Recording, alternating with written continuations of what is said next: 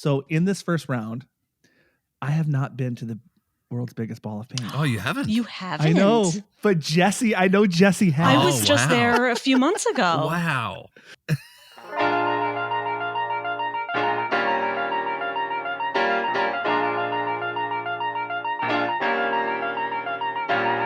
Do you love to travel? Do you love finding hidden treasures in towns all over the USA? Hi, I'm Joshua. And I'm Craig, and welcome to Treasures of Our Town, the podcast that explores the unique and charming towns scattered throughout the United States. Join us as we venture to some of the country's most intriguing destinations, uncovering hidden gems and local secrets along the way. On today's episode, Josh, we're going to embark on a little March Madness, you like to call it. Yes. It's like the basketball kind as well. But we're going to talk about roadside attractions, and Josh, we have a very, very special, unique guest with us too today. So that's my pretty cool. Goodness, Craig, I am so excited about this. It is March, which is the month of basketball tournaments, and one of the things I love most in the world. I think this is our officially sort of our fourth show on Roadside Attractions. We had Valerie with us once to talk about the big things, and then we had 2 episodes with Megan talking about all the amazing roadside attractions in Iowa. So this is kind of like our fourth show talking about roadside attractions. But Josh, they're roadside attractions. That's what you see when you go on a road trip. That's all about travel. Yes. And as we know, this is a travel podcast that's based on our love of outdoor gaming. So yes. So we are going to talk about 18 different roadside attractions in a really unique way. And this wasn't going to work. This idea wasn't going to work unless we had somebody else join us, because we're voting on these roadside attractions. The quest is to find the best roadside attraction in America. And if it was just you and I, we would just have disagreements all the way along the way, and we wouldn't be able to figure it out. So we have a guest with us. It is Jessie Brown from the Geocaching podcast. Hey, Jessie. Hi. Thanks so much for having me, you guys. Thank you, Jessie. Yeah, Geocaching podcast, Jessie. Firstly, mention the GCPC, as we like to call it, and what's your role in it, what do you do, and where can people actually listen to you on a weekly basis? Sure. I am one of 3 co-hosts on the Geocaching podcast, which is a weekly live call-in geocaching related podcast. We record live every Wednesday night. And what is unique about us is our listeners can call in live and join in on the conversations. It's been around since 2008. There have been a few iterations over the years and several hosts. I have been a part of it since 2018 or 2019. So it's every Wednesday night. You can find it at geocachingpodcast.com or on YouTube or Facebook. That's really cool. And Josh, you and I have both been on the GCPC in some form. You've actually been there in person, I do believe, which I'm pretty jealous about. I have to call in, Josh. I'm one of the ones that calls in just to get on Scott's nerves. But yeah, so yeah, it is kind of creepy. One time when they were recording, I decided to ring their doorbell outside their house and join the podcast live in person. That has happened actually one time. I love your podcast, Jessie. It is the world's only geocaching call-in podcast, and it's been going for a long time. How many years has it been going, Jessie? It started back in 2008. Wow. And it was originally a call-in show. And then over the years, there have been a few different versions. And so a few years ago, we decided to take it back to its roots and figure out how can we have our audience actually call in live, and we figured it out, and it works great. People seem to love it. Yeah, it's really, really good, and the technology you guys use now as well with the calls in, you can hear them like it is a call in, it's a phone call, but it's still clear as day. Not like the years gone by now, whereby technology has actually grown enough to you can call it, and you can call from across the world. I used to call in when I was in Australia, Josh. They take international callers too, so there you go. That's so cool. It's awesome. The service that we use, you can do call in via the web. You can do like an internet call. So it's a great service, and it works really well, and I think really adds to the show. Really cool, really cool. Anyway, Josh, this particular show, what are we doing? What is it? Explain a bit more about it. This is your idea. This is your little baby. It's sort of my idea. Well, first of all, we brought Jessie on because she loves road trips. Mm. And if you love road trips, you've encountered many roadside attractions. And I would guess, Jessie, we asked you this morning. Jessie jumped on. We asked her this morning. She's here same day. Jessie jumped in. I assume, Jessie, you enjoy a good roadside attraction. I love road trips. I love roadside attractions. And I mean, this is like right up my alley. So I could not be more excited for this show. Fantastic. All right. So when we decided to do this, we had to define exactly what is a roadside attraction. So I went straight to Wikipedia. And so this is our definition for roadside attraction. Mm-hmm. It is a feature along the side of a road meant to attract tourists. In general, these are places one might stop on the way to somewhere. So on the way to somewhere else. Sometimes it's not the destination. Sometimes, a lot of times you happen upon them. But let's be honest, as geocachers, these are destinations. But in a general term, it's along the way on a road trip. So we submitted 6 roadside attractions each for a total of 18. And I have created an 18-team bracket. And I use random.org to seed them. This is kind of like not the science of it. And of course, this whole thing is very subjective as far as finding winners. But we seeded them. So I have them seeded 1 to 18. I was going to do 16, but I decided, we have, so we could all get 6 each. So there's going to be 2 play-in games. Okay. And each of these attractions will go head-to-head in competition. The person that submitted the attraction will get to explain the attraction, why it's great, make arguments, why it's amazing. And let me just say, some of these, I think, in the first round, we'll have to be arguing with ourselves because some of them randomly got seeded. But that's fine. That's great. So after the first person kind of makes their case for their roadside attraction, while it's great, then the the other two people will discuss as well. And then we will vote. And the one that gets 2 votes will move on to the next round. Fair enough. And you've got the round there. You've got the list there ready to go. I got the whole list. Yeah. I got the whole bracket. Maybe, I don't know, on our show notes, I could take a picture of this so people could maybe follow along. You could pause right now, follow along. This exciting action. I think there might be buzzer beaters. I think there might be upsets. What if 18? What if seed 18 wins it all? Exactly. It's a possibility. It's happened before exciting. In March Madness. The underdog wins. Oh, yeah. That's right. Yes. That's right. We're not going to go through. We're not going to do the list through either. The whole 18. We're just going to go as we go and see if people know where it is too. Yeah, we'll do that, shall we, Josh? All right. Are you ready?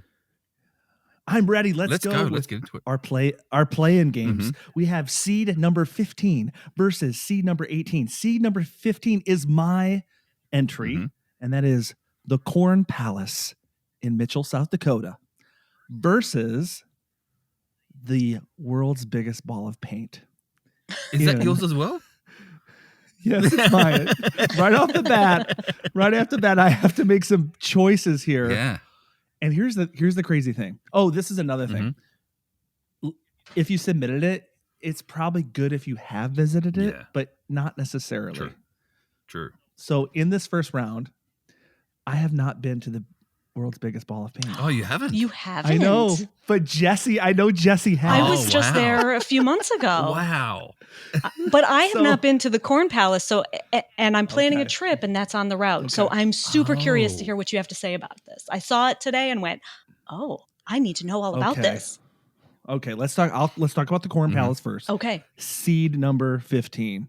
The Corn Palace is in Mitchell, South Dakota. It is on I-90, a main corridor. This is literally roadside attraction. It is on the way to Wall Drug. It is on the way to the Black Hills. This is like a stop. Let's be honest. When you're driving that road to South Dakota to the Black Hills, there's not a lot of stops. And this is one of them.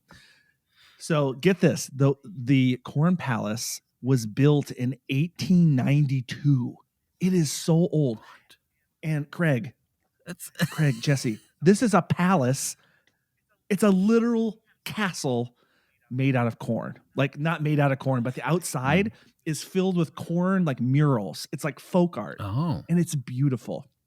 And every year, the local college actually it changes every year. So you could visit this every year and it would be different every time. And they have themes. So like one year that I went, the theme was like rock and roll, and there was like Elvis on the side and like and Little Richard and like all around the building out of like dried corn, like murals. It was beautiful. Wow.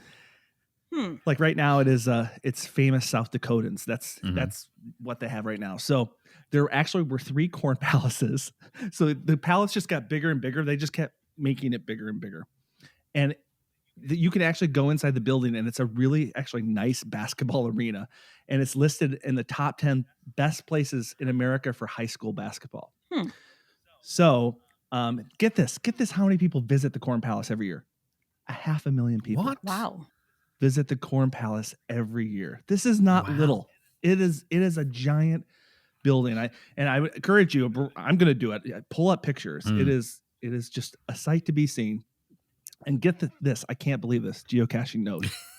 It's not a virtual geocache. No. Oh. Wow. If you have a virtual credit, you should consider it, because get this also. I went to the Corn Palace website.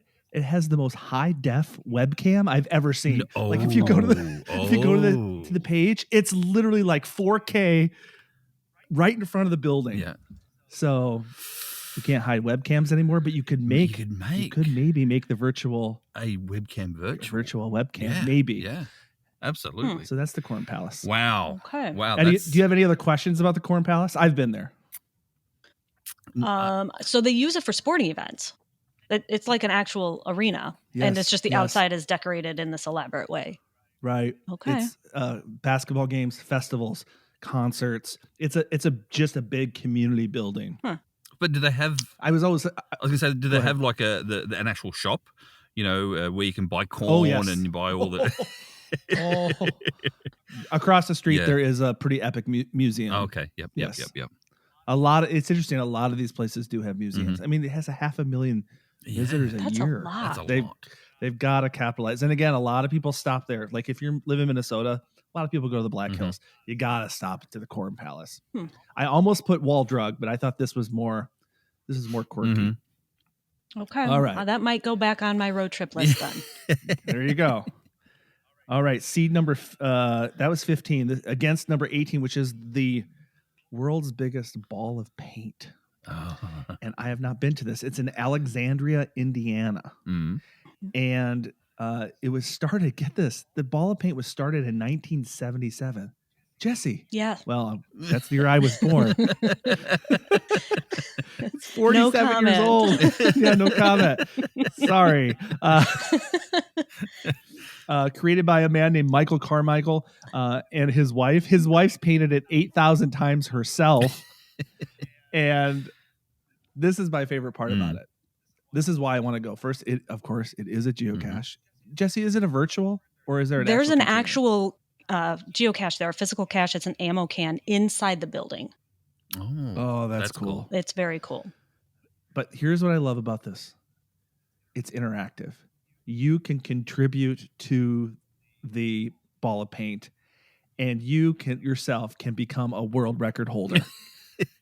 And you get a certificate if you do. Like, so if you choose to paint it, you are now the new world record holder. So, and Jessie, do you have a certificate? Yes, I have a certificate. I was the record holder for, I don't know how long it took for the next person to go there. Right. It's like till the next day. Yeah, it was fascinating when I was there. I had no idea what to expect, but it's one of those, like, when you're in the area, you have to go do it. You do have to call ahead of time and make an appointment. So we called the guy the day before and said, we're going to be in the area about whatever time tomorrow. He said, okay, no problem. I got you on the books.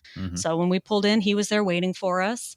And it's in like a shed that he had built because the ball of paint actually outgrew where it was. And so he had this shed built to put it in, and it's almost too big for that building. He's actually trying to raise funds to build a new house for it. But inside, it's hanging from a scale, and so you can see exactly how much it weighs. He writes on it the number of coats that you are. he has immaculate records because it's a world record. You have to take immaculate records. So he knows every single person, where they're from, what color they painted, what coat number it was. He said that people have gotten engaged there. People have gotten married there. People come and like try to create their own world records using that. His stories were pretty amazing while we were there. And he said each coat of paint adds about 1 pound. Mm-hmm. And I think it was 8,000 pounds, I want to say, when we were there. It was a lot. Wow. So, and each coat of paint is about the thickness of a dollar bill. Oh, wow. Wow. So that's my question, Jessie, was, and you're obviously better at answering this than Josh because you've been there. Does the world record go on the weight or the actual width or circumference? I don't know the answer to that. Oh. Maybe all of the above. Yeah. I mean, how do you measure it? By size, by weight, by all of the above, I guess. I would think it'd be more than weight because you then get an exact scale as the paint's drying, for instance, rather than you have to wait till the paint to dry to actually measure it again. Right. I'm guessing it's circumference because we're going to get to other types of balls. This is true. Oh yeah, true. This is true. And those are by circumference. All right, Josh, there we go. All right, There's we got to keep We've got to keep moving. We've got the first game and it's already in 10 minutes in. We got ball of paint versus Corn Palace. Mm-hmm. This is really tough because the Corn Palace is iconic. Like it's more well known as a roadside attraction. It is epic. You can visit it multiple times and it will change every time. It has a lot of positive attributes. But I'm going to say the fact that the paintball is so interactive and you get more of a one-on-one experience with the actual creator of it, I'm voting for Ball of Paint. I'm Ball of Paint. I'm going to vote for the Ball of Paint. There we go. It was an awesome experience. That was a 3-pointer then. So you finished with a 3-pointer, Josh. All three of us done. So there you go. Ball of Paint wins that round. Yes. Ball of Paint is now officially in the tournament. It's going up against the number 2 seed, which we'll talk about later. All right, now we're going to go for the low seeds. Okay. I don't know. We might have to move faster and make this multiple shows. I don't know. We have to move faster, Josh. Come on. I'll try not to talk so much. Sorry. I'm a talk. No, it's Josh. This is great. It's Josh. It's all Josh. We could, if we have a couple hours, we could make this 2 shows. We'll see. We'll Whatever. see. Let's go. Okay. Game 2. Number 16 is the Popeye Trail, submitted by Jessie, against 17, Minnesota's largest ball of twine. Oh. Another ball. And that's yours, Josh, that one, the ball of twine. Yes. Right. Yes. Jessie, do you want to go Jessie, first? you should go first. Okay, so the Popeye Character Trail is in Chester, Illinois, which is a border town between Illinois and Missouri. And this character trail has taken over the town. They started in 2006 because the creator of Popeye was actually born in Chester, and some of the characters in the comic strip are based on people that he knew in that town. Oh. And so the town embraced it, and they said, "What can we do?" And so they started this character trail. Every year they have a Popeye picnic that people go to, and they unveil a new statue. And so these are all over the town. There's dozens of them. So they're continuously building and adding onto it, and it's just really fun. Wow. Do they have the big can of spinach and do they have serve spinach at these festivals as well? I don't know. I haven't been to the festival. I've been to the town, but I've not been to the festival. They have That'd museums and be cool. all kinds of stuff with old memorabilia and keepsakes, collectibles, that kind of thing. So I like it. Yeah, it's fun. It was really fun. I had never heard of that one, Josh. There you go. I'm a big pop culture fan. That's fun. I want to go there. I want to dress like Popeye. I want to do it all. But this is kind of local to me. This is close to my heart. Seed number 17 is the biggest ball of twine in Minnesota. This is in Darwin, Minnesota. We're talking central Minnesota, but towards kind of the west side. It is a 17,000 pound ball of twine. Wow. And the key with this is that it was created by one man. It is not the biggest ball of twine in the world, because the biggest ball of twine in the world is in Branson, Missouri. But that one was not created by one person. No. That was created sort of for like a Ripley's Believe It or Not. It was created to be an attraction, where this was like a more natural thing. It was created by Francis Johnson. He made this thing for 29 years. Why he made it? Because his mother taught him not to waste anything. So over the 29-year period, neighbors would come over to this. I think he's a farmer, and give him twine scraps.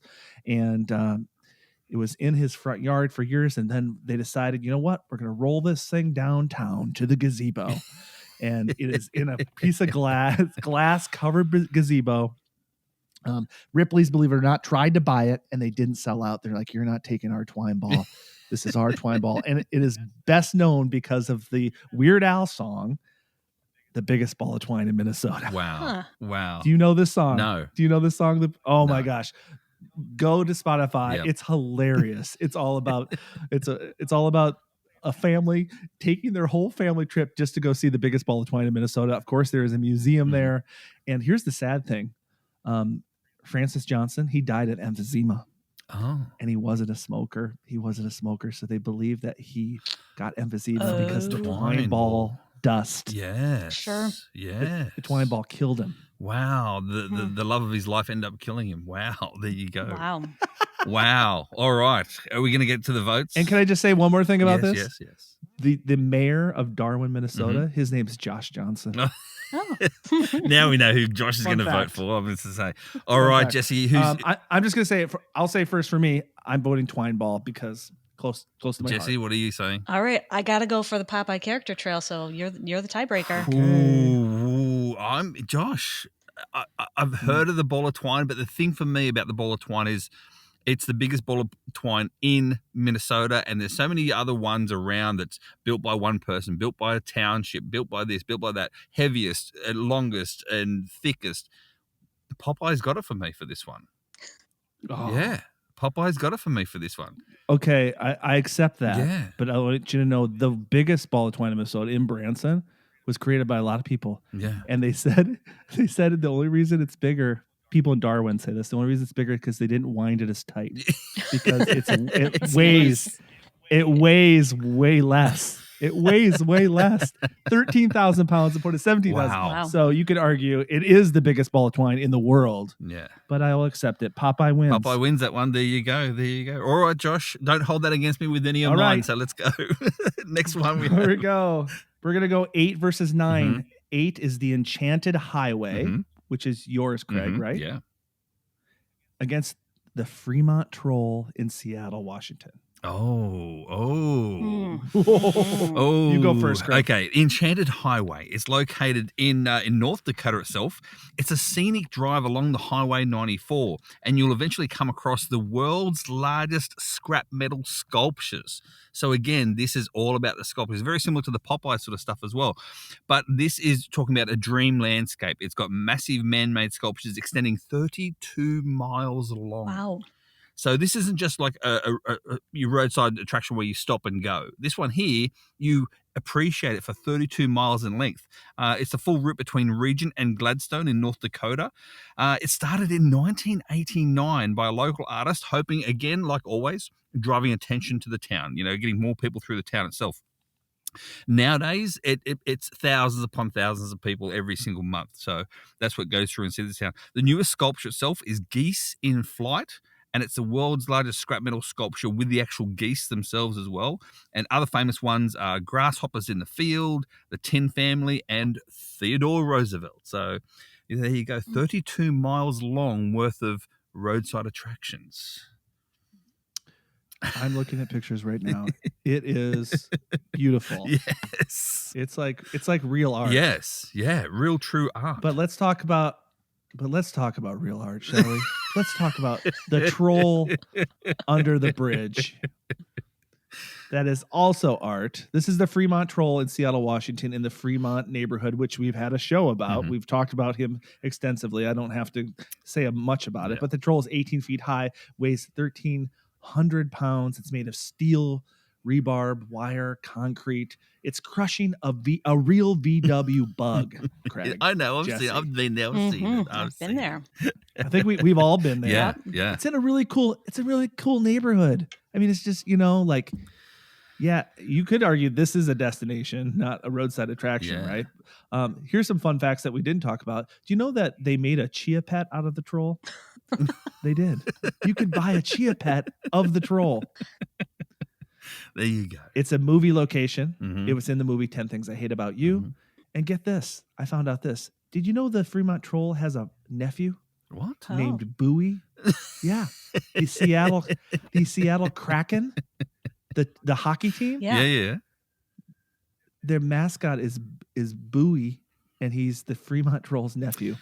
Wow. He has a nephew. Wow. Who knew that? Well, the only thing I'll say, yes, Josh, so- and geocaching related wise, yes, there is a geocache at yours, but there's one geocache and that's it. There's hundreds along the highway, 32 miles of length. So I'm just saying for the geocaches But out there. I'm just saying, if we're talking about geocaching, you cannot deny that the Fremont Troll is in the neighborhood of geocaching headquarters. People take pilgrimages all over the world to go to this neighborhood to see this troll. So it's a destination. That's what you're saying. Well, See. Anyway, that's it. Of course, I'm going to vote for mine. Josh, who are you voting for? I'm voting for the Fremont Troll. Jesse, it's on you now. This is a really tough one. I've been to the Troll, and it is very cool. Yeah. And the highway is on my list of places to go through on a road trip that I'm planning for this summer. And I've not been there yet. Jesse, what can you speak to with more knowledge and heartfelt experience? Or where would you prefer to go now, Jesse? That's what I'm saying. Right? I think I'm going to have to go with the highway just because there's so much more. It's like one roadside attraction that just keeps on giving. Exactly. Thank you, Jesse. That was that was an 8 versus 9, but I feel like that's an upset. Yeah. I think that was a pretty close one. That was close. Because wait, Craig, have you been to it? Have you seen it? What, the Fremont Troll? No, the Enchanted Highway. No, of course not. It's North Dakota, Josh. I'm leaving that to my last state. So I find it funny that all three of us have seen the Troll, but nobody's done the Enchanted Highway, and that's now in the second round. Yeah. Just an observation. Okay. But there's a reason behind it. All right. Let's go 7 versus 10. Number 7, Cadillac Ranch. Oh. Versus the Carcaskia Dragon. Okay. Oh no. I know these are all good. No. They're all good. Jesse. Whose is the Cadillac Ranch? Cadillac Ranch is mine. Jesse's Cadillac Ranch. Okay.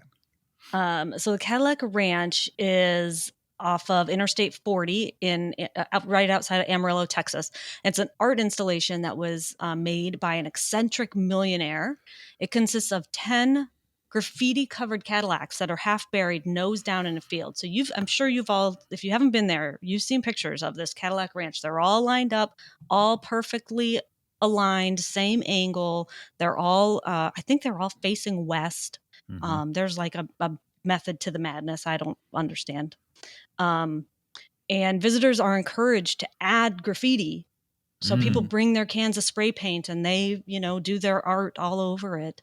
And they, throughout, the years, they have done all kinds of promotions and other things with the cars. Like in 2005, they painted them all pink as a tribute to breast cancer survivors.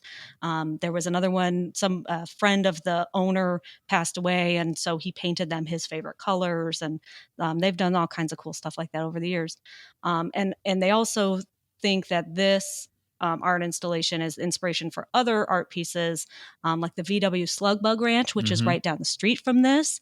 That's the same kind of thing, but with all VW bugs, which was my first car. So that's near and dear to my heart.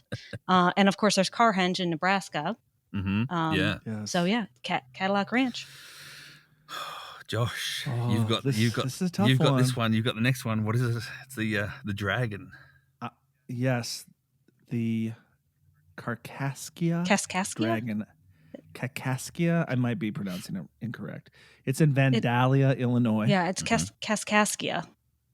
Kaskaskia. This is your home state. This is my home Jessie. state. This is gonna be. I might sway you here.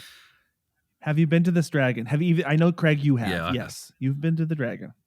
Jessie, have you been to the dragon? I honestly don't remember, so I'm assuming that's a no. Oh, I think that's I a would no. remember Yes. it because Yeah. I've seen would pictures of it. Remember. Yeah. This is Wow, like the this is fire in your- breathing dragon, That's right? the one. Yeah. Yes, Okay. it's a 35 foot real fire breathing dragon.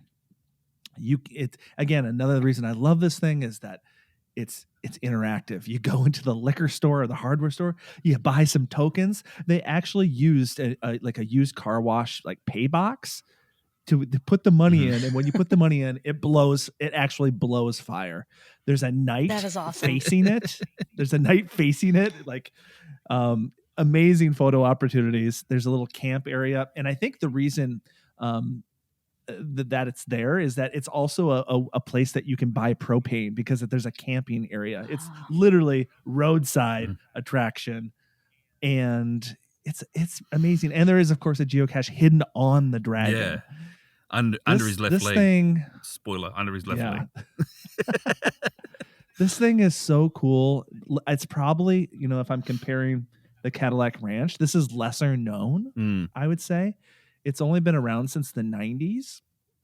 Only the 90s. That was like 30 years ago. But yeah, this thing is cool. I just love that it's interactive. It's amazing photo opportunity. Really cool. Okay, Jessie, who are you voting for? I can't believe that I'm about to say this, but I think I have to go with the fire breathing dragon. That just sounds absolutely amazing. And the fact that it's interactive is that much better. Josh, who are you voting for? I'm sticking with the dragon. And I'm sticking with the dragon as well. I've done the dragon myself, Jessie, as well, when I was there. And the fact is, the fact that you can actually buy tokens and have fire breathe out its mouth, and it breathes over the top of another sculpture, which is a knight in full regale. That's pretty cool. So yeah. That is and of awesome. course, I did Josh's video of that one too, so that's pretty cool too. You did. It was a great I did. video. All right, Josh, you've got that one listed down. Next up, we have. All right. We're going to number 4 versus number 13. Number 4 being the Crystal Shrine Grotto in Memphis, Tennessee. And number 13 being Grandfather Cuts Loose the Ponies? Yes. Never heard of that. Okay, I'm excited. These are you two. So Jessie, you have the grotto, right? I put the grotto on here. So this is in a cemetery in Memphis, Tennessee, in the Memorial Park Cemetery. It's right across in the cemetery from Isaac Hayes' grave, which is another draw to go to the cemetery. But this grotto is just amazing. It's this really odd concrete cavern that's like psychedelic and artsy and religious and peaceful, but it kind of has like this amusement park feel. It's bizarre. It was crafted in the 1930s by artist Dionisio Rodriguez, who I think he actually worked in the cemetery. And so he dug a cave 60 feet into the hill and then decorated the interior with faux rocks and quartz crystals and this series of biblical scenes and figurines. The crystals glow because the sunlight shines in from the outside, and so the crystals give off this like really eerie glow, and there's this harp music that plays, and it's just this really haunting feel as you walk through this shrine. And then outside of the cave, there's a grotto area. The water in this is like dyed bright blue, and then there's all these concrete trees that you walk through and under, and it's just bizarre, but peaceful and tranquil and just weird. Wow. How am I gonna go against that? How am I gonna Have you been there, Craig? No. Have you, Josh? I have. You've been there? Yes, I've been there. How was my geez. description? Like, did I nail that or what? That was it's weird, a really right? good description. My poor pony's got no You hope, painted just- a great picture. All right, my ponies, Josh. Are you ready for my ponies? All right, Craig. Grandfather Cuts Loose the Ponies. What is Okay, this? this here, I've actually been to this one, and I was this one in 2018 when I drove across the USA looking at all the roadside attractions that I did. And this one itself is located in Washington. And it's in a region, Josh, where there's the wild horses themselves actually do freely roam. The Grandfather Cuts Loose the Ponies is the name of the monument. That's the full name, Grandfather Cuts Loose the Ponies. And that's exactly what it is. It is these art sculptures. Again, they're metallic and rusted in color itself. They're huge. I'm talking 15 foot high, each one of these. And they stand above on top of a mountainscape. There's 15 of them in total. And yes, it is a virtual geocache. And yes, there's a physical geocache there as well. It was installed in 1990. And it also is apparently... It was to commemorate the 100th anniversary of the Washington becoming a state itself as well. So there you go. That's where it is, and you have to actually hike up the hill to get close enough to them. Though it is a bit of a hike, so it's not a terrain one. So you do have to get up a bit of a hill from it. But there's actually a parking lot there itself as well. What you do, and then when you're up at the top of the ponies, the view is just immaculate of the actual full landscape itself. It's just it is beautiful. Stunning. So I don't know how that's going to go though against your grotto, but we'll soon see. I'm looking at the photos now. You're right. Yeah, it is very picturesque. I think it's pretty really spectacular. Cool. Yes, and I think it's really cool that from the bottom. Yes, from the bottom, it looks like you're looking up at a real set of horses on top of the hill. Yeah, exactly right. It's pretty neat. And when you're at the bottom, that you look at them and you go, oh, they're not that big. And then as you're getting closer and closer, you realize how big they actually are. They're huge and they stand very tall. So, and then when you're up the top there, you feel accomplished because, it's a bit of a hike. But then you look over this breathtaking view that the horses see on a daily basis. So there you go. I don't know how it's going to go against the grotto, but I'm going for my horses. This looks very beautiful. I want to visit it. However, I've got to go with the grotto. I think it's a little bit more unique. Oh, of course you do. Jessie, what are you going to go for though? You didn't actually. Yeah. You didn't vote I haven't voted yet. I mean, this does. I have never heard of this, but this looks amazing. This is now on my list of must visit places.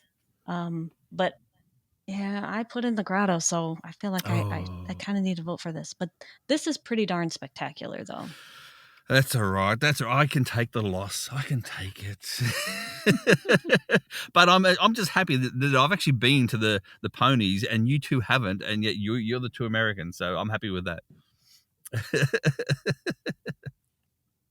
All right, Josh, what's the next one? What do we got coming up next? All right, we have number 3 versus number 14. I believe this is, I don't know if this is a battle just with you, Jessie, or you and Craig. It's Salvation Mountain. Oh, that's number mine. 3. Versus the world's largest truck stop. Oh no. These are two very, very different things. So, Jessie, last time itself, I did say, ladies first and stuff. But you know what? I'm going to go first. I'm taking this one now, Jessie. I'm doing this one. So, exactly. Go right ahead. Because this one is a place I have not been to, but I want to go to. And there's a reason for it. Salvation Mountain. It's in California. It is in the outskirts and in the desert area of California itself as well.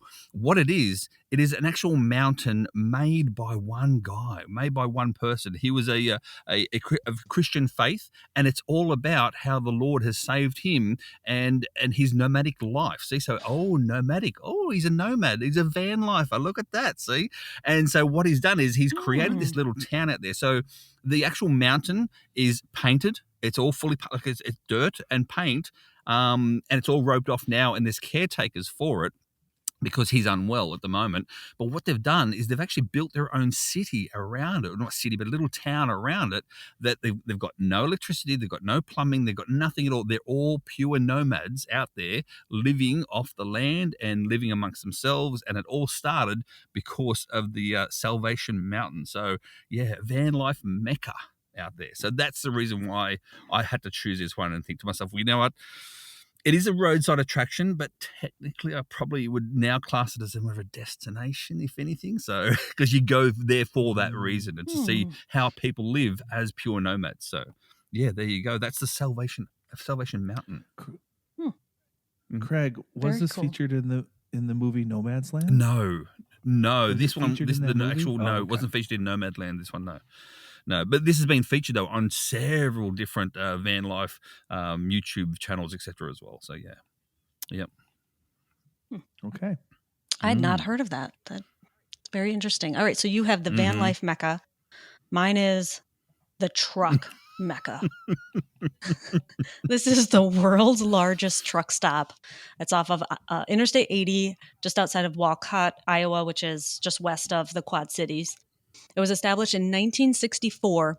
And the main building now, they've added on over the years, and the main building now is 2 stories tall. It's 130,000 square feet. Wow.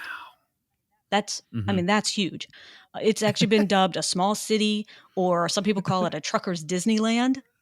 It serves as like the ultimate one-stop shop. There's 8 restaurants, including the Iowa 80 kitchen that seats 300 people.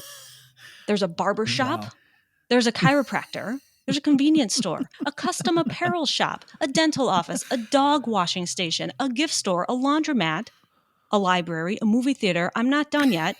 Showers, a super truck showroom, a service center, 900 truck parking spaces, a truck wash, a gym, a gift shop, a TV den with a fireplace, and a trucker museum. Wow. And on top of all of that, Mm. they host an annual truckers jamboree. 400,000 people go to this jamboree every year. It has live bands, a pork chop cookout, live music, fireworks, and the best part of all, Super Trucks Beauty Contest. I'm not kidding. Look this up. They have all the different criteria, all the different categories, you know, best night lights, best this, best age ranges, the whole thing. Check out these trucks. Trucks is what keeps America going, right? I mean, I did hear, Jessie, true. in regards to this one, because again, a few van lifers YouTube channels have done this one as well, the world's largest truck stop. Apparently it is a 24-hour, and it has been a 24-hour now since it opened. So it's never closed. Yeah. It never closed. Right. It's Never never had closes. closed. Like, it's always had its doors open since the very beginning. That's amazing. That's amazing. Yeah, it is amazing. All right, Josh, you're the in between for the time being. What's your choice? Yes. So I've been to this truck stop. It is amazing. It is like a city. We've talked about it with Megan from Weird Iowa stuff. I have to go truck Jessie? stop. Yeah, I'm going to go truck stop. I'm going to go truck stop for the reason is that I feel like I shot myself in the foot, because truck stop is a roadside attraction, whereas mine is more of a destination per se. So hence the reason why I see I'm a rule follower. That's what I am. I'm a rule follower. So next up, Josh, who have we got next up? All right. We're going number 5 versus number 12. Number 5 is the center of the contiguous. Is that how you say it? Yeah. United States. The center of the United States versus the world's largest thermometer. Jessie, you're the center of the earth, so that's. I was going to pick this one. I did see this one for. I looked at this one. So you go first. You go first. Okay. On this one. Okay. I've been there. It is a little out of the way, but it's well worth going. It's the geographic center of the contiguous United States. It's just outside of Lebanon, Kansas, just over the border into Kansas. And so this is how they determined it. Back in 1918, the Coast and Geodetic Survey found this spot by taking a cardboard cutout of the United States and balancing it on a point. Oh. So that point where they could balance it, they determined was the geographic center. Oh. So, I mean, that was their technology back over 100 years ago. And, Fascinating. you know, now they've determined that this is really only accurate to within like 20 miles, but it was pretty close because the actual center that they've like done mathematical calculations on is only about half a mile away. It's in the middle of a hog farm. So they couldn't put this, you know, in a hog farm. So, but at this location, they have a huge stone pyramid. It's like 6 or 8 feet tall. There's a plaque. There's a tiny chapel that seats like 6 people. People get married there. There's tons of signs and photo ops. There's a picnic shelter. Of course, there's a cache, which is what took me there. But also, you know, it's pretty cool to say I'm at the middle of the United States. I like it, Jessie. I like it. But Josh, I'm gonna appeal to you. This one here, the world's tallest thermometer. It's a world's tallest thermometer, and a lot of people don't really know about this one that much as well. California, that's where it's based. It's standing 134 feet in height. It is a roadside attraction located in Death Valley. In 1991, a successful businessman, Will Heron, paid Young Electric Company, sign company, to come up with the Majestic. It's majestic, Josh. I know you like those words. The Majestic thermometer as a tribute to the world's highest recorded temperature, which is at 134 degrees Fahrenheit. And yes, again, appealing to all you Americans, this one is in Fahrenheit. So there you go. The top temperature is 134 degrees Fahrenheit. It is a working thermometer, so you can see the temperature up and down as you're going past, and you get photos, and I do believe there is a cache there as well. So just saying. So world's tallest thermometer, and that's my vote. I'm going to go straight in. That's my vote. The world's tallest thermometer. There you go. Wow, Jessie, I'm looking at pictures. That is pretty cool. I've been to Death Valley, but I did not go this route, so I didn't actually see this when I was there. So that is pretty cool. I'm gonna stick with mine. I'm going with the center of the United States. Oh, that means I'm the tiebreaker. Yeah, you are. Okay, Craig, you're right. Have you been to either? You played to mine. I have not been to either of these. I know you, Josh. I know you. But I've looked at the photos. You like your world's largest stuff. Here's the thing. I do love the world's largest stuff. I do also love that it seems appropriate that the thermometer is in Death Valley. Mm-hmm. That's kind of quirky. That's kind of fun. If I was to make a video, the thermometer would make a better video, I think. So I'm going to go. And the fact, Jessie, that the real center is at a hog farm, so it's not really official, really. So I'm going thermometer. Thermometer moves on. Yes, fair enough. See, I know Josh. I know what his quirks are. I know what he likes. I know his little soft spots. You know.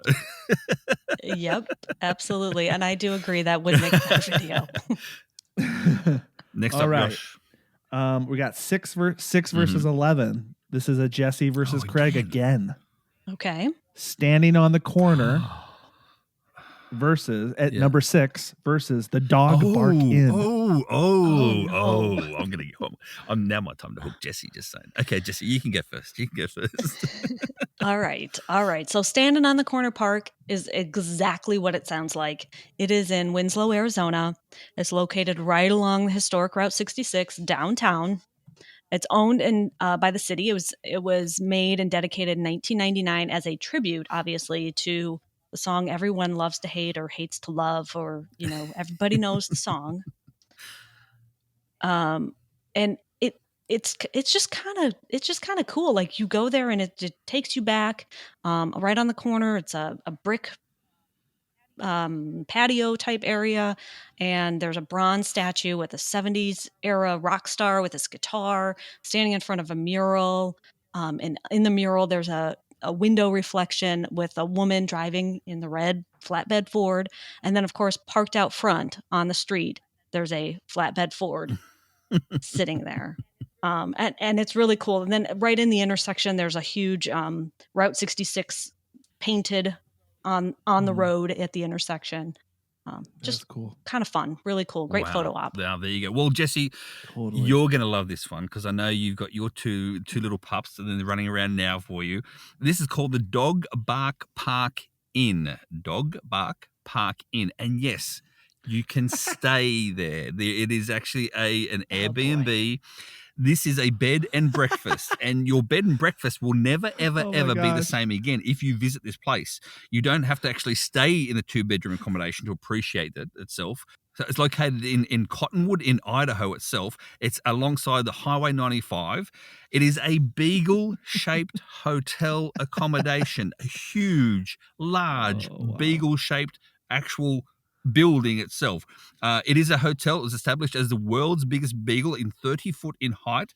Inside, the rooms showcase decorations of wooden dog carvings and dog-themed decor. But You don't actually have to, if you can't book it, because it's a lot of bookings. If you can't book it, there is a visitor center for people to go there itself and get your little trinkets and get your little photos and whatever else as well. So there you go. The size of it is huge, and this whole building is an actual dog. So you can stay inside of a dog, Jessie. Is it just the one room? Or like just the one? There's not like multiple dogs, right? There is multiple. There's 2 dogs in general, but one of the dogs is a smaller version, and now I believe it's the visitor center, and then the one where you stay at is a 2-bedroom. Yeah, it's a 2-bedroom accommodation, so it's large enough. So there you go. Interesting. I almost put one on my list that's very similar to this. It was a giant potato that you can stay in, and it also is in Idaho. Wow, there you go. All the Idahos. So, Jessie, who do you choose? Okay. So we have the world's biggest beagle that you can sleep in, or you could stand on the corner. See, I'm roadside attraction. I'm playing a Jessie now. You really are. You know I got a soft spot for the dogs. I'm gonna go with the standing on the corner. I feel like that might appeal to more people. Okay. Well, I'm going for the dogs. I'm taking it for the dogs because I would love to stay there. So, we can't stay. Josh, you and I, we went to the Christmas Story house where you can stay at the Christmas Story house as well. And I know, Josh, you were like, oh, that would be really cool. So I know, Josh, you would like to stay in this place as well. Wow, we could do a whole episode on creative Airbnb experiences. Yes. Groundhog's Day house. I love that. Standing on the corner is a Yeah. song. Standing on the corner in Winslow, Arizona. Somebody had to sing it. There you go. But what would make a better video? Probably the staying at the Dog Bark Inn. Yes. Again, I can't argue with that. I like it. I love this March Madness, by the way. Just saying. Josh, what do we have next up? All right. Now, so these next 2 we go up against the play-ins versus the number 1 and number 2 seeds. Okay. So we're going to go the number 2 seed, Lucy the elephant, versus the world's biggest ball of paint. Oh. Well, we've heard the ball of paint. We've heard all about the ball of paint. So now we're going to start. This will start moving faster now. Lucy the elephant. That's his mine. It's located in New Jersey itself. It is along the beach in Josephine Heron Park in Margate, New Jersey. It's the world's greatest elephant stand so strong. It's recently been repainted and it's very, very picturesque. Josh, we've spoken about this actual one with other, I think it was with Valerie maybe.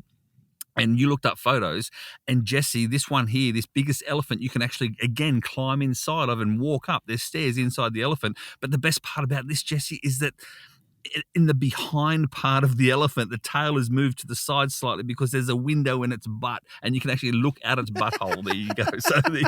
Oh, my gosh. That's amazing. Yes. It's a great photo opportunity itself, and you can actually, spiral. What do you call it? Climb the spiral staircase in the middle.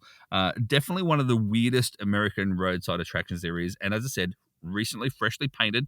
And Josh, get this: there was a virtual there, but with the new paint job, it changed all the questions and the answers of the virtual. Oh no! And the CEO of the original virtual from 2002 is no longer playing anymore. The virtual's been archived. So again, if you've got a virtual and you want to place it somewhere, have a look at this place, Lucy the Elephant in New Jersey, to place your virtual. Just saying. So there you go. That's Lucy the Elephant versus who is it again? The paint. The ball of paint. Just a bit of paint. That's all wow, it is. This is gonna get tough. Now, I would say Lucy the Elephant is the definition of roadside attraction, right? And this thing is huge. I'm going to say I haven't visited either Lucy the Elephant or the Ball of Paint, but the way I'm voting on this one is if I had to choose which one I wanted to visit more. Yeah, or which one to make a better video. I know where you were going. Yeah, I'm going to say for this one, I'm going to say the one I want to visit more. I'm voting for the Ball of Paint. Yeah, I knew you would. I want to be a record holder. Greg, what are you going to vote for? Well, I'm voting. it is actually hard, this one, because I'm too would love to be a world record holder. I too would love to, do the ball of paint. However, in terms of the sheer numbers themselves, you have to book in a time, whereas this one here, you can just literally drive across and get your photo out the front and keep moving on. I'm going to say Lucy. I'm going for Lucy for that reason. You don't have to actually book a time. You don't have to do anything extra. That's all it is. So I'm going for Lucy. Jessie, it's up to you now. This is a tie. So I'm the Yeah, tiebreaker. So I do like giant elephants. That you can look at the butthole. We do have a giant. You can look at the butthole. Yeah, that part's not really on my list of things I would like to do. I mean, but I have to go with the ball of paint only because we too have a giant elephant roadside attractive here nearby, but it's pink and it has giant black glasses. Oh yes, actually I have seen photos of that, and I do intend to visit that one as well. So there you go, Josh. The ball of paint moves on. You're welcome. Moves on to round 2. Who do we have next, Josh? This is the final first rounder. Okay. It's the Cabazon dinosaurs versus Popeye Town. We haven't said the dinosaurs yet, so they're yours, aren't they, Josh? Nope, it's mine. The Cabazon dinosaurs in Cabazon, California. This is iconic roadside attraction. For me personally, this is maybe the first roadside attraction that was ever introduced to me as a child because it was featured on the movie Pee-wee's Big Adventure. It's where Pee-wee and the French woman, or the woman that wanted to speak French, sat inside these dinosaurs. And it was where Large Marge sent you. Yes. If you remember. These dinosaurs were created in 1965. It's a giant brontosaurus and a Tyrannosaurus Rex. They're called Mr. Rex and Dinny. They paint them regularly for the occasion. Like right now, they're painted Valentine's. Before that, get this, they were painted like Pee Wee Herman because Paul Rubin passed away. So they painted the Pee Wee suit on them. There's a gift shop inside the brontosaurus. You can get stickers, T-shirts that says "Large Marge sent me." This is a special place. So I've seen your video. Yes, I've seen your video of this one, Josh. It was a fun video. This one too. Large Marge sent you, so you didn't get any copyright strikes, so that's good. But anyway, no. So I'm going with Popeyes. I'm going with the dinosaurs. Yeah. And What's that? Against Popeye, isn't it? The Popeye. This one's against Popeye. Yeah. Oh no. Yes. Oh my goodness. Oh my goodness. All right. I'm gonna. Am I up? I'm gonna vote. You can vote. Okay.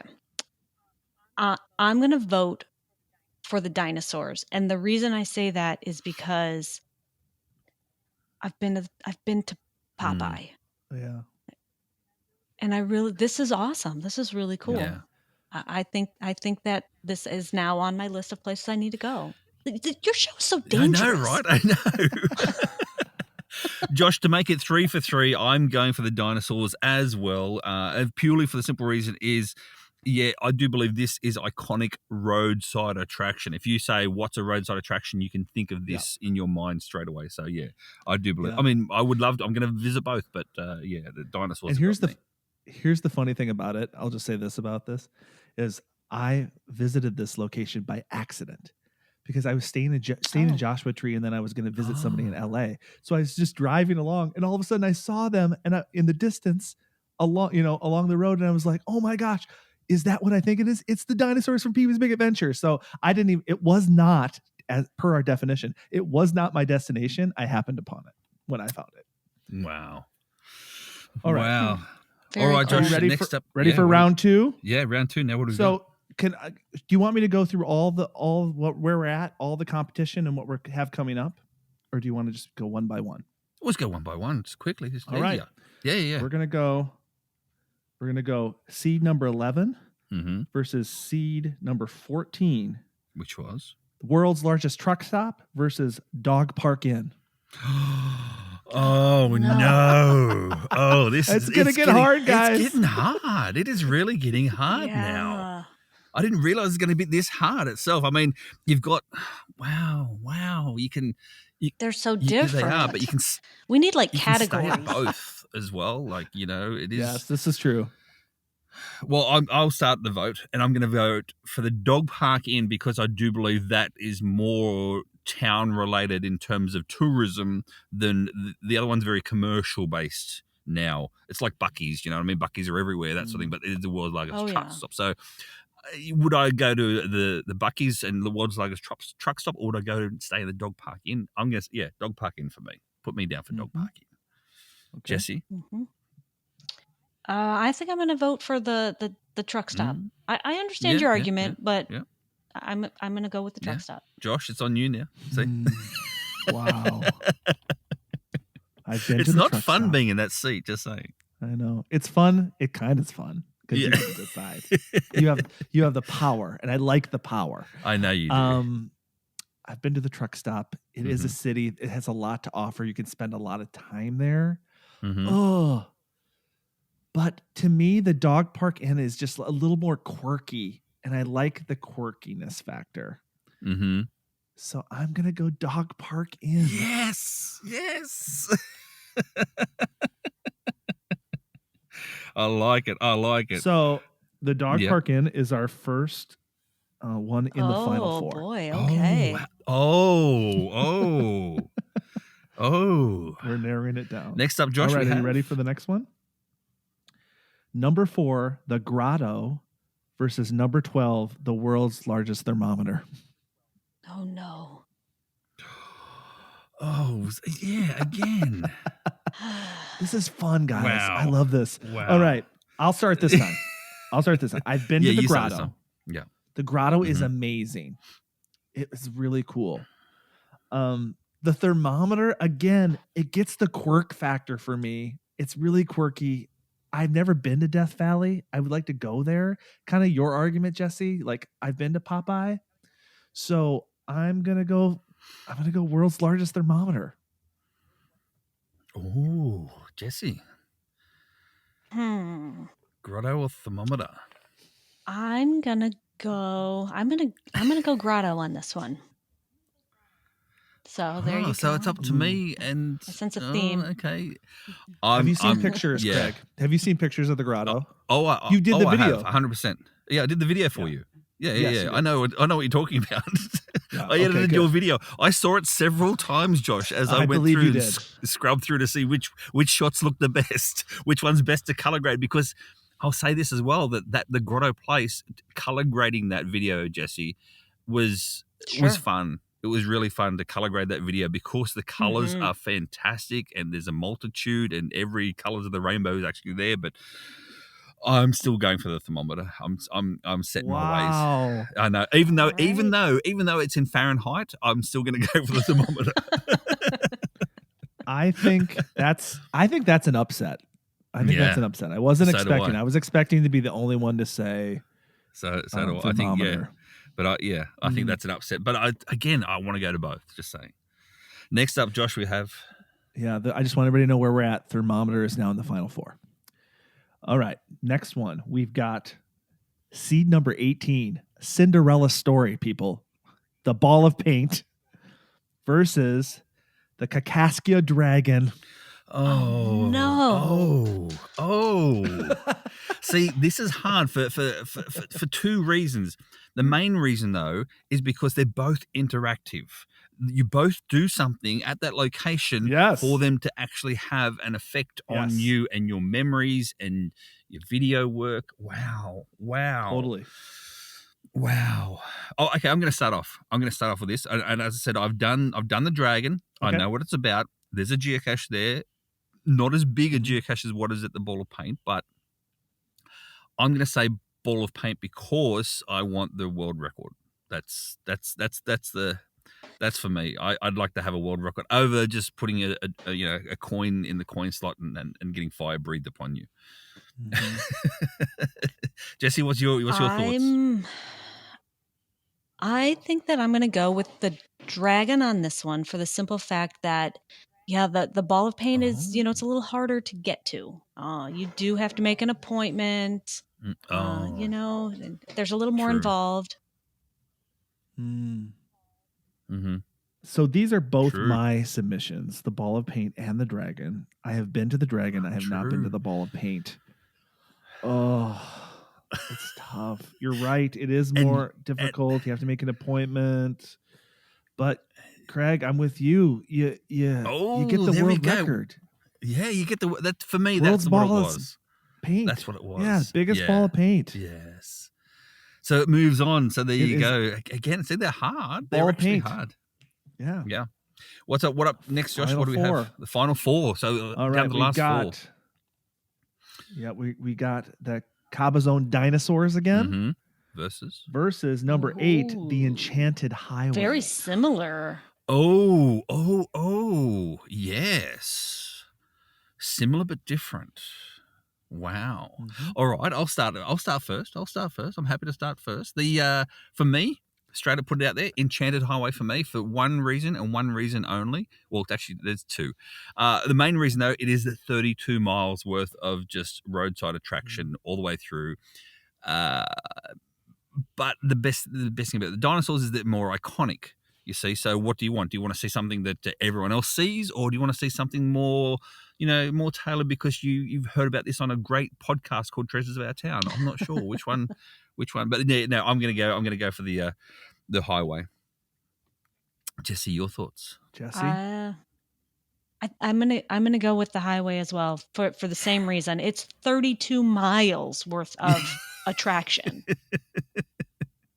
Yeah. Oh, you guys. I think it's the first time. Sorry, we had Pee-wee. the last voter. Yeah. I was gonna go the dinosaurs. You get to go up inside them. It's more whimsical. It's the definition of roadside attraction. Mm-hmm. I think it's Cabazon dinosaurs, but I will accept the loss. Yeah. The Enchanted Highway. Enchanted Highway is going to the final four. Well, no, into the grand final, isn't the final? Because we're in the final four now. No, it's in the final four. That was final the last one for the final four. So we have 4 left. Yep. So here we are. Okay. These are the 4 that are left. Oh, okay. Yep, Enchanted Highway. Yeah. World's tallest thermometer. Yeah. The Ball of Paint. Oh. And Dog Park Inn. Oh. Do I have 3 out of the 4? Do I have 3? Wow, I have. Wow. Yeah, this is all you guys. Yes, Craig, you do have 3 out of the 4, which is a little bit surprising to me because when I saw the submissions, I was like, I don't know half of these. Yeah.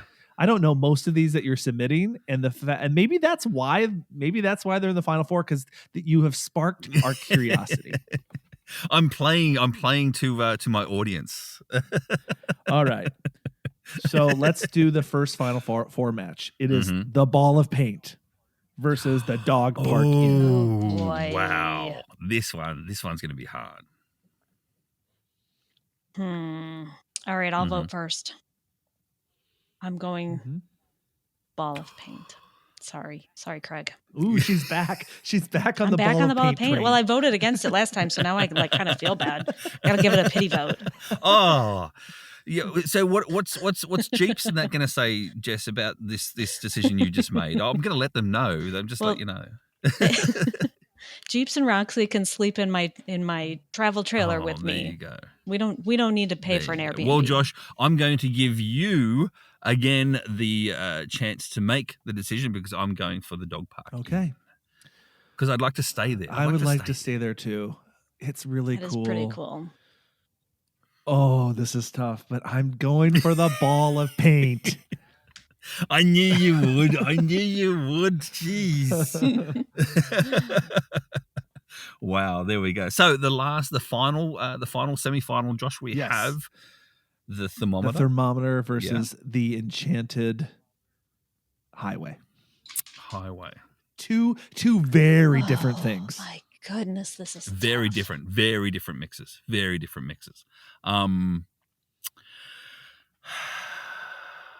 Josh, you go first. I'm going first. It's a hands down. Yes, this Enchanted Highway looks cool. Yes, it's long, but the thermometer is so much fun. It's a real thermometer in Death Valley. I just have a lot more excitement around it. I'm going thermometer. Wait, I have a question. Is this like a digital thermometer? Or is it an old school mercury thermometer? Or like what are we talking here? Because it's made by a light company. So yeah, it looks like a giant. I didn't tall figure it was sign. mercury. You imagine how much mercury it'd take to actually move that thing up.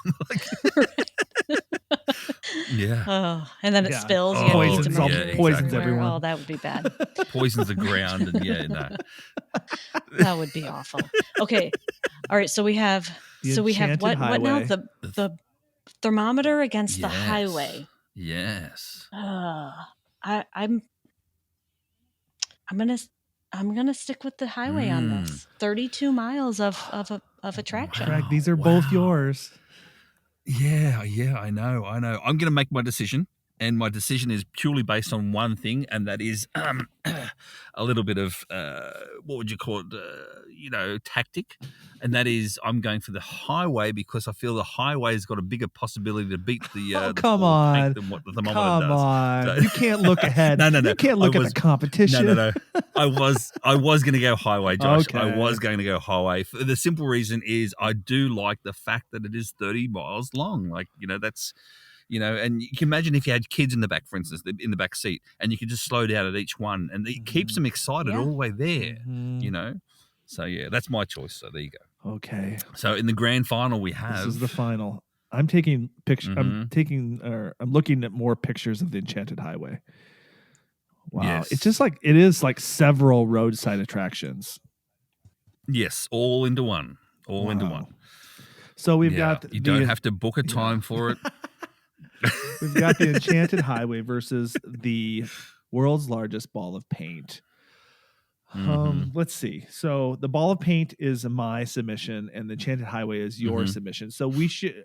Yeah, I just need to ask you right now, Craig. Are you voting for your own? Yes. Okay. Yes. Yeah. And I'll tell you the reasons why. I think we should have final submissions on this as well, because it is the finals. Yep.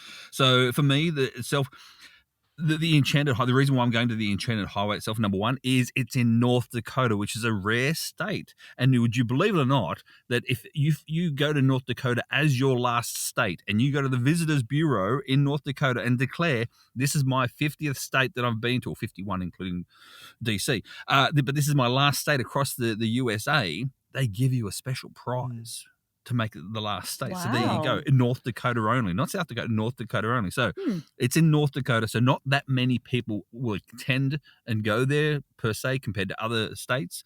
But for me itself, as I said before, it's the length. And the fact is that the people have sculptured all these itself, put it all the way across for the purpose of people like us talking about it and sending more tourism to their whole location, not just to one guy who's painting some painting. I'm joking. No, I can't put yours down because I'd love to go there too. So, but that's my final submission, Josh. There you go. You do yours now, mate. Your so paint. Yes, my vote will be the world's largest ball of paint.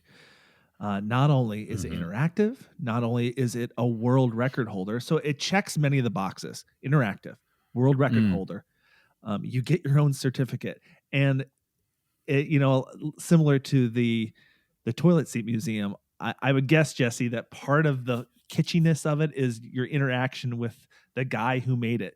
Like the biggest ball of twine, that guy is dead and gone. This guy is still alive. You can talk to him. You can talk to his wife, maybe. I don't know. And you can actually interact where the Enchanted Highway, while it's cool, you're not going to get to talk to the artist necessarily. And I see, yes, many great photo opportunities, but I just think the world's biggest ball of paint checks all the boxes. That's my vote for the best roadside attraction in America, March Madness style. Jesse gets to decide. Wow, Jesse, it's on you. The pressure is on. Wow. When you said that these were the last two, in my mind, I thought, I'm going to stick with the highway. I've been riding that out this whole time. It's 32 miles of attraction. But then, Josh, you mentioned the definition of roadside attraction.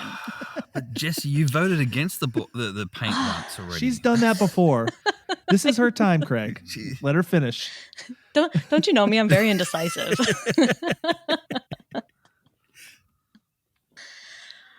This is really tough. I do love the fact that the ball of paint is so quirky. It's interactive. You can hold a world record. The highway is on my list of places I'm going to go to this year. So many geocaches along that highway, Jessie, as well. Like the numbers you would grow between you and Scott.